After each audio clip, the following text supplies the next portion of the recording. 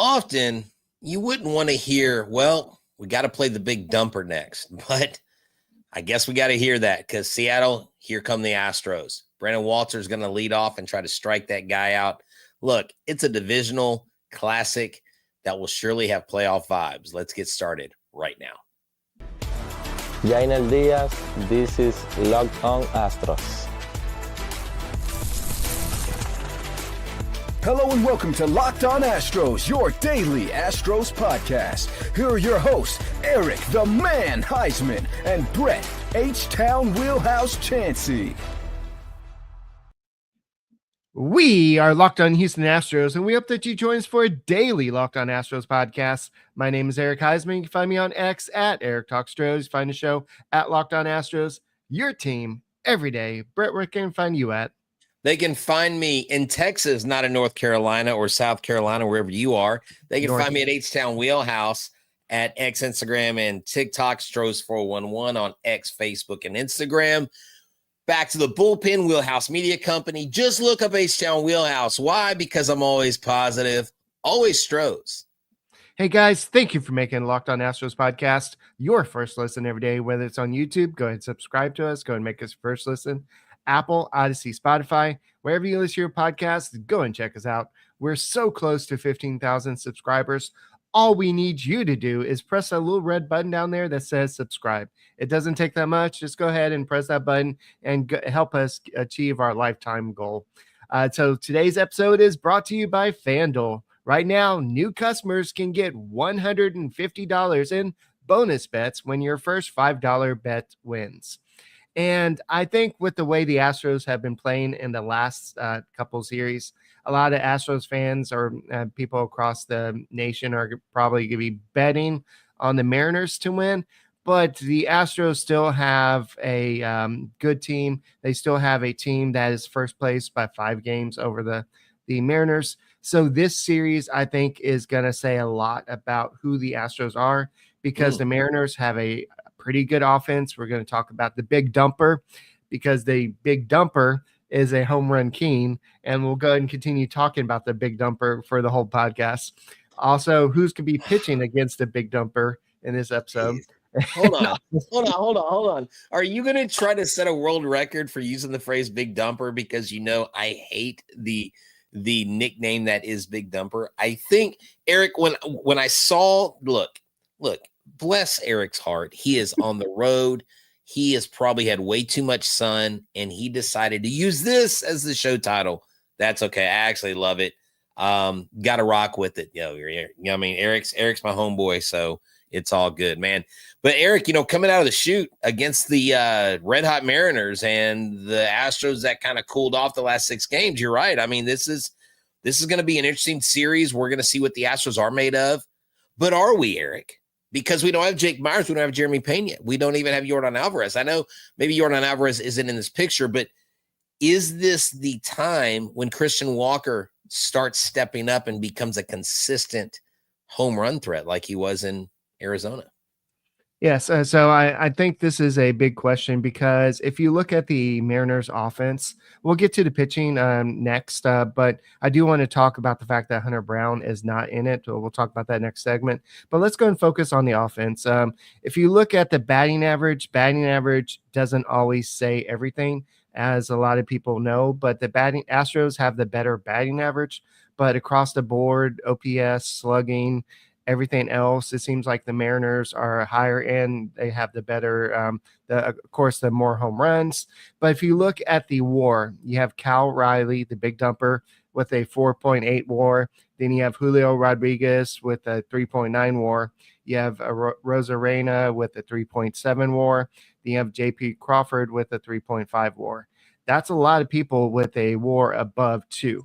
And then if you look at the Astros, they have 4 people who have a WAR above 1.7. They have Jeremy Pena, 4.6, not on the roster at the moment. Isaac Paredes, 2.6 on the roster. Jake Myers, 2.6, not on the roster. And then you have Cam Smith with a 2.2 WAR at the moment. And if you're wondering where Jose Altuve is, he is all the way down there behind below Dubon, below Diaz with a 0.5 WAR. So, right. And, one of the things I do want to say is lately, thank goodness for the Astros, for the most part, Julio Rodriguez in July is only hitting 208. He kind of surged in May and June, really took off. In May was his best month with 6 home runs, 18 RBI. He's that home run threat. He's that guy that when you look across the field into the other team's dugout, you're like, we can't let this guy beat us, because Julio Rodriguez is a very good player. He has underperformed, I think, for the most part. I mean, I listen to Seattle Mariners fans. I know Locked On Mariners talk about it. And if Julio Rodriguez were to truly become the guy that we feel like he is as a full-powered threat against the Astros, that would bode well for the Mariners. And they are not as anemic offensively as they were to start off. You mentioned all those WAR statistics. That means that their hitting has picked up. And so where the Astros have to really solidify themselves is whoever is pitching, the game plan has got to be immaculate. They have to go out. They cannot make mistakes, and you cannot let the Mariners get on base. So this is a good test. You're right. They have played well in Seattle. They have hit a lot of home runs in Seattle, and hopefully they continue the dominance over the Mariners, because over the lifetime of this series, the Astros have the better of the two.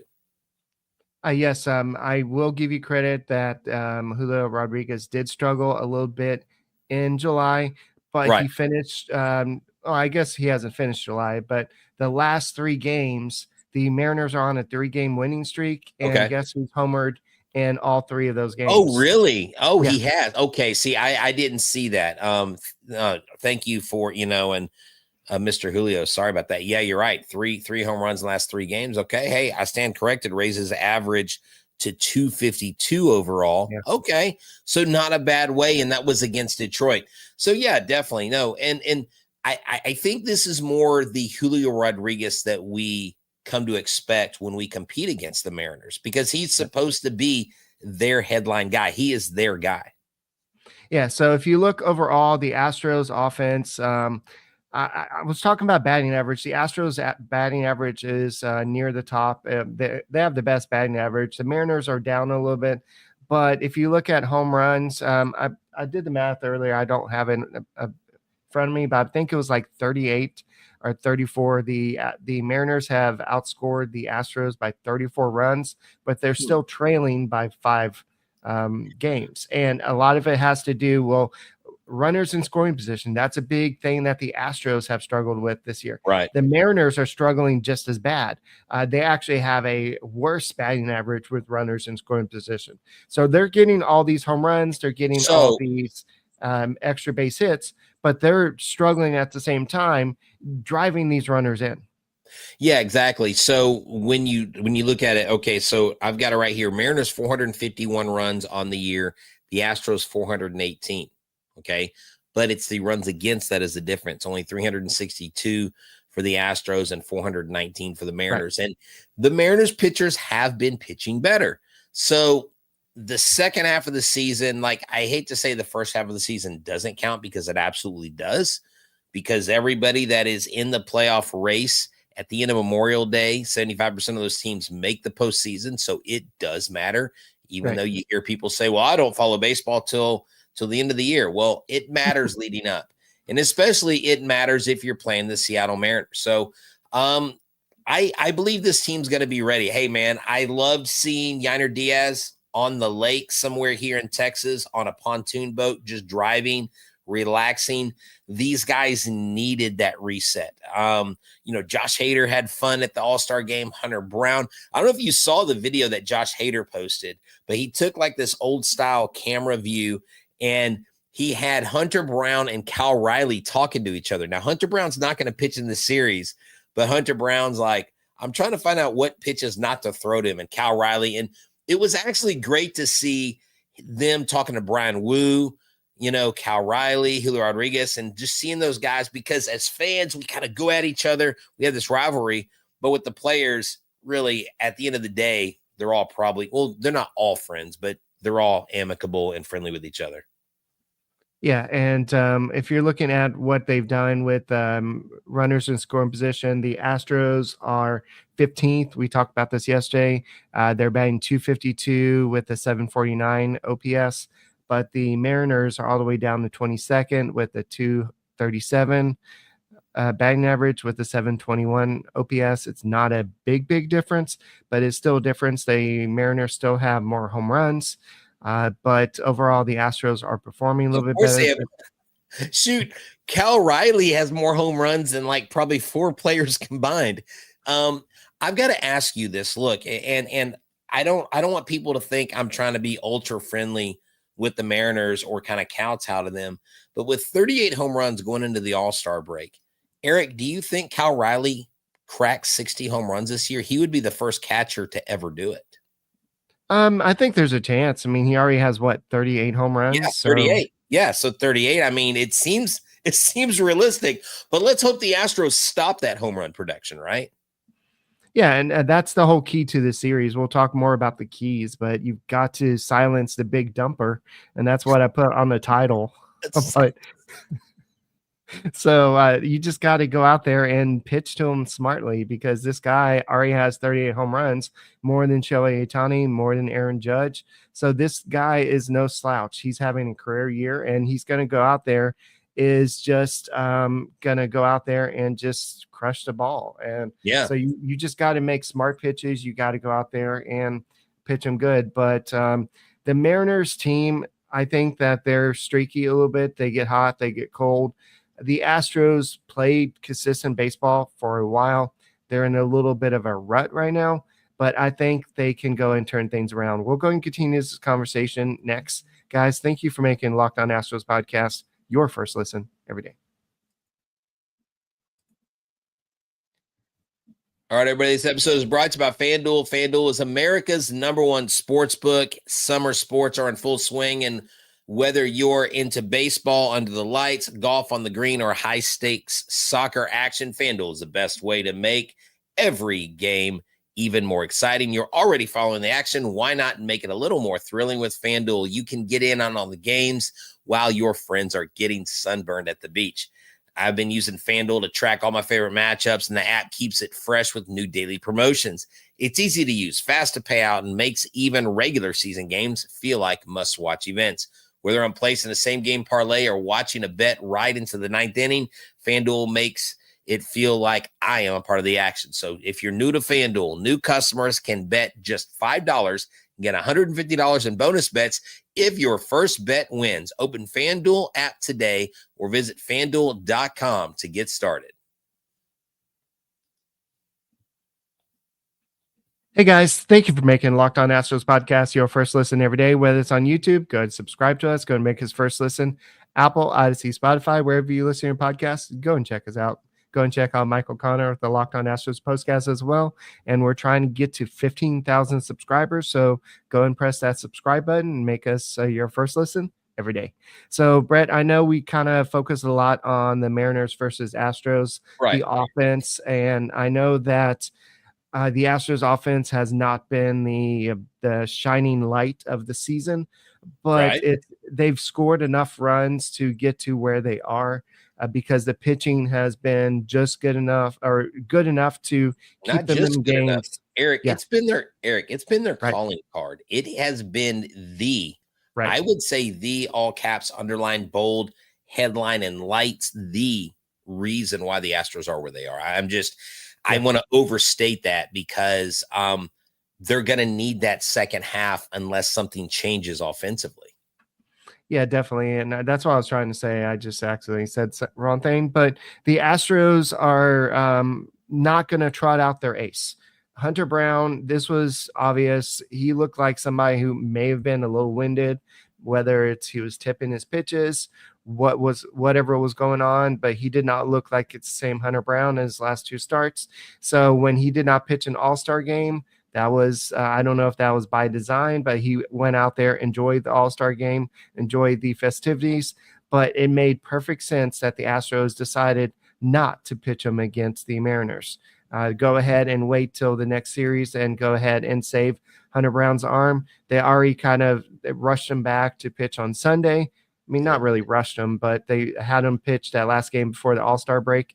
And so now this gives him a chance to relax, get a breather, and the Mariners get a break because they don't have to face Hunter Brown in the series. Yeah, so that's the thing. You're sitting there going, oh, I kind of wish they would have had that. But, I am totally okay with that. I think his last two starts have kind of, not that he has dead arms. Someone asked me the other day, hey, do you think he's got an elbow issue?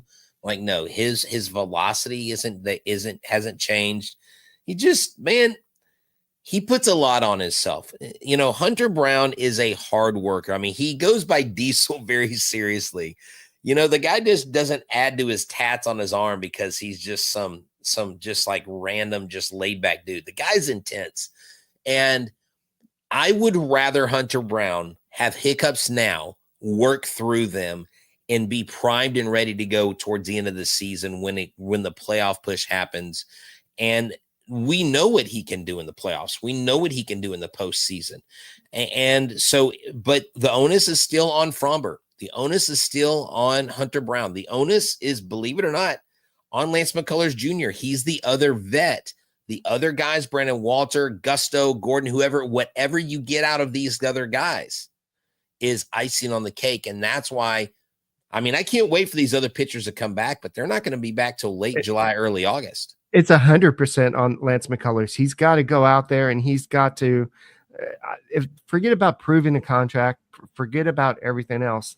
Like you said, he's the veteran guy. He's got to go out there and not give up the runs like he's given up in the past. And it's been kind of a Dr. Jekyll and Mr. Hyde type season for him. One day he could look like the former Lance McCullers. The next day he could give up like 10 runs. I'm exaggerating a little bit, but he needs to go out there and dominate this Mariners team because you have Brandon Walter going in game one versus Luis Castillo. I don't know if it's the young one or the older one, but then you have Logan Evans versus Lance McCullers. Then you have TBA, who has a nasty slurve versus Framber Valdez on Sunday. So Valdez is going to start in this series. A lot of people were wondering if they're going to give him an extra day and maybe have Colton Gordon pitch on Sunday. But I think having Valdez go on Sunday makes sense. And so the Astros have a lot of left-handed starters right now. I know that's going to change once some of these guys get healthy, but giving these guys the confidence is going to help down the road. Yeah. So this is the veteran Luis Castillo, 6-5 Luis Castillo. Yeah, that's right. So so I'm they just traded the other one. Now. Yeah, that's right. The last two starts that Luis Castillo has had, he's pitched 12 innings. He has 14 strikeouts, only given up 3 earned runs. So he's definitely pitched better as of late. He's had some bumps, some ups and downs on the season, but Luis Castillo is very good, but Luis Castillo is not unhittable. So I'm not necessarily worried about that. We're not having to. I mean, I don't think we're having to face like, Gilbert or any of those guys. So no. This will be a pretty, I don't want to say easy because that sounds totally dismissive of these guys on the mound. It's not going to be as difficult as what we faced with what we had with the Rangers. I mean, the Rangers had their best pitchers and they did a heck of a job. So again, you've got a game plan. You've got to find mistakes.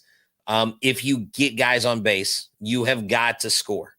2-out magic has got to continue, Eric, because you talked about it last show when we were together about how the Astros are one of the best when it comes to 2 outs, guys on base. And they've got to continue that. They've got to have contributions from Zach Short. They've got to have contributions from players that aren't the big marquee names.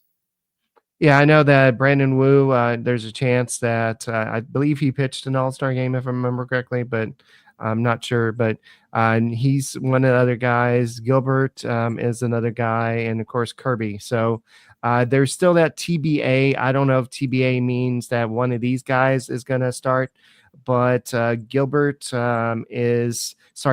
is not having his best season, but his numbers have rebounded a little bit from a bad start to the season. But this rotation has a potential to be really good.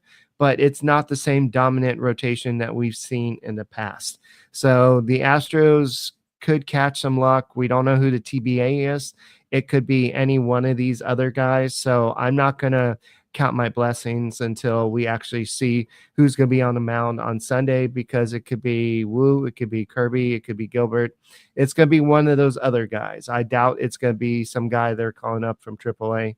So they're going to put their best foot forward against the Astros, because they know how much this series means, not just for the Astros, but for Mariners. Because if they sweep the Astros, then that puts them 2 games behind the Astros and within striking distance.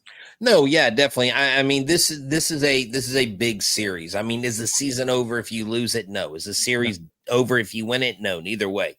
But that is important. Positioning yourself towards the end of the year. And plus, right now, honestly, if they lose 3 games, I mean, the Tigers have lost 4 in a row. So the law of averages play out. The Tigers probably come out winning, and you further distance yourself from that top spot. That, I think, Eric, should be the goal for the Houston Astros this year. Forget, you're more than likely going to win the division.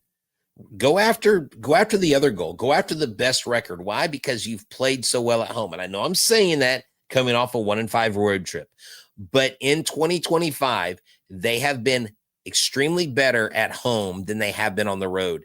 I need this team to position themselves into first place. Yeah, and I think the series is going to be a big one. We'll talk about the keys to victory even more than we already had for this series. Guys, thank you for making Locked On Astros podcast your first listen.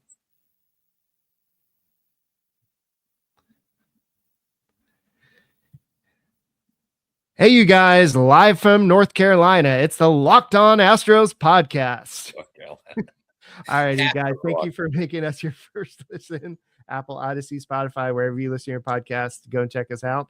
Go and subscribe to us, and we'll be here all season long, all postseason, all off season. And I know, Brett, it's about to get really busy for us because it's going to be about trade deadline time, and there will be a lot of rumors going around, a lot of stuff. I know that the Yankees are desperately searching for a third baseman. I saw a quote today that they're looking for Suarez or somebody that can hit better than 174. Eric, have you made time to see the woodpeckers or the tourist while you're out there? No, I have not. So, Eric, where's your dedication to the team? No, I'm joking. But hey, I was actually chatting with Robert Flores earlier, and after the trade deadline hits, he wants to come on and talk Astros baseball, because it'll be after the trade deadline. We'll see what all the moves that have been made. Mm-hmm. We'll be able to talk about making a playoff push. So y'all stay tuned. Here in a couple of weeks, we'll have Roflo return to the show. All righty. So I guess let's go and talk about the keys to victory. Let's go and have 4 of them. I know you're technically supposed to have 3, but let's go ahead and come up with 2 each. I guess the first one, we've kind of been skirting around it, but I'll go ahead and say what I think is a big key to victory. You got to have a big outings from Lance McCullers and Brandon Walter. Walter has shown signs of being a decent pitcher at times. I think he's only had 1 really, really bad starts, but the other ones have been pretty decent. So if he can go out there and limit the big dumper and the rest of the offense, and then Lance McCullers do the same thing, he doesn't lay a dumpster out there and gets his job done, I think Framber Valdez is going to go out there and pitch his heart out on Sunday. I think the Astros can win at least 2 of these 3 games. See, I think the only disadvantage of you being on the road is you didn't have time to write out a script where you could use the words big dumper and just I know, drop bombs on me. So what do you got to do? Give the big dumper some Imodium. We want to stop that from happening over the series. Okay. The keys of the series is keep Cal Raleigh in the park. Why'd you put me on a single screen? Keep Cal Raleigh in the park. Okay. If you got to pitch around him, I don't care, but I do not want this guy getting to 40 home runs during this Astros series. I think that's key number 1. And I think key number 2 is you're simply going to have to, when scoring opportunities are made available, you're going to have to capitalize when guys are on the base. If you do those two things, everything else I think falls into place because your pitching does their job. They tamp down the runs. You don't have to score as much. And, a bonus key is scoring 4 runs or more. I mean, that's just a recipe for success for this team in 2025. So it's going to be a fun series to watch. It is going to feel like a playoff atmosphere. One of these days I'm going to get up to Seattle. I hear it's a beautiful ballpark. I've never been there. I've been to the city of Seattle. I've flown into Seattle.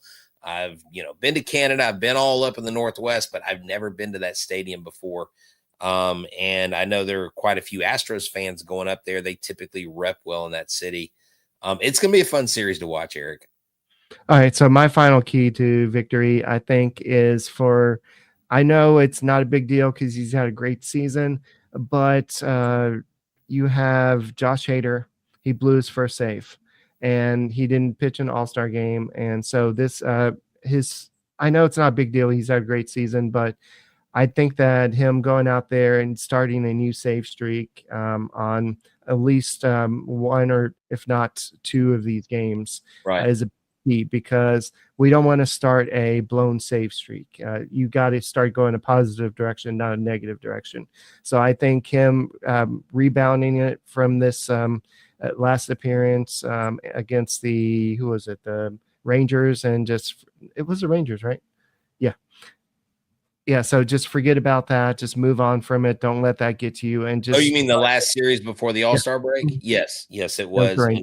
Unfortunately, and Rangers fans are still talking about it, and they're like, "We're gonna take first place," and I'm like, "Y'all got to get out of third place or tied for fourth, whatever y'all are."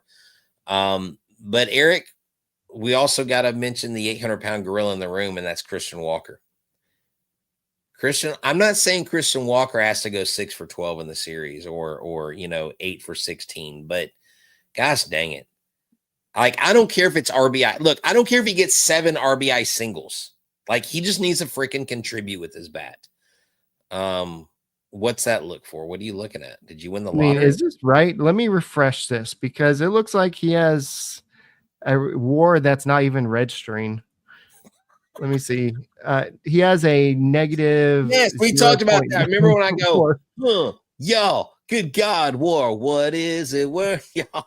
Absolutely nothing. If you're Christian Walker, I mean, it's not. He is the only person that can get himself out of the cellar. Yeah. There's no hitting coach. There's no motivational speaker. It's between the ears. The bat speed hasn't changed. He's hitting the ball on the button. He's just getting really unlucky. It is up to one person only. It's up to Christian Walker. It has nothing to do with what the rest of the lineup's doing.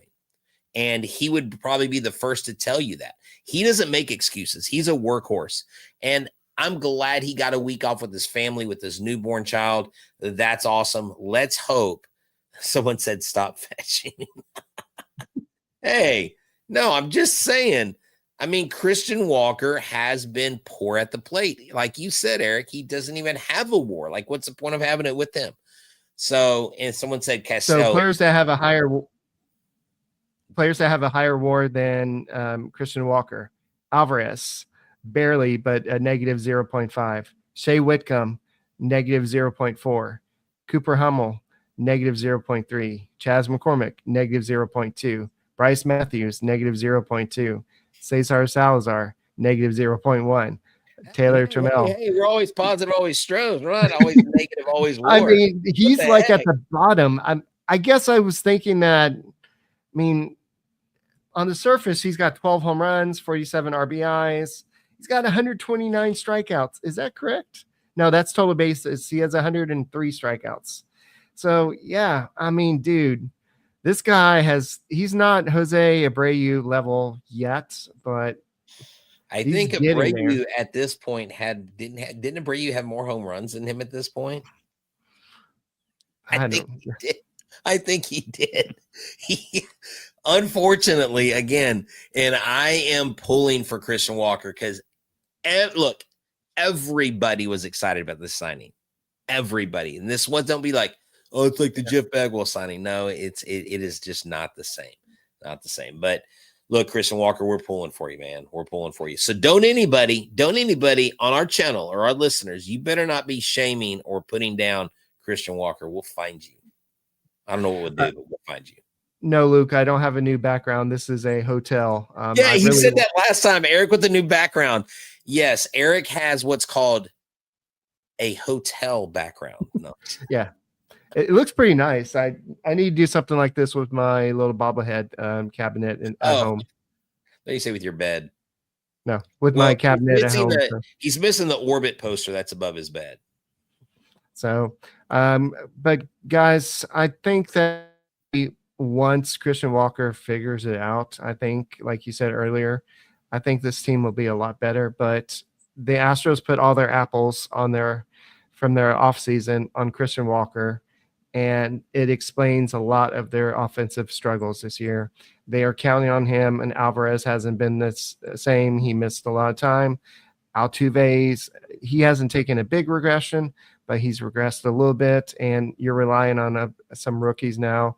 Maybe Bryce Matthews takes that next step. Cam Smith looks like he's about to take the next step. So all we can do is just hope that against the Mariners, you see some of these next steps, and maybe the rest, maybe everything will do Christian Walker good. Brett, you want to close out?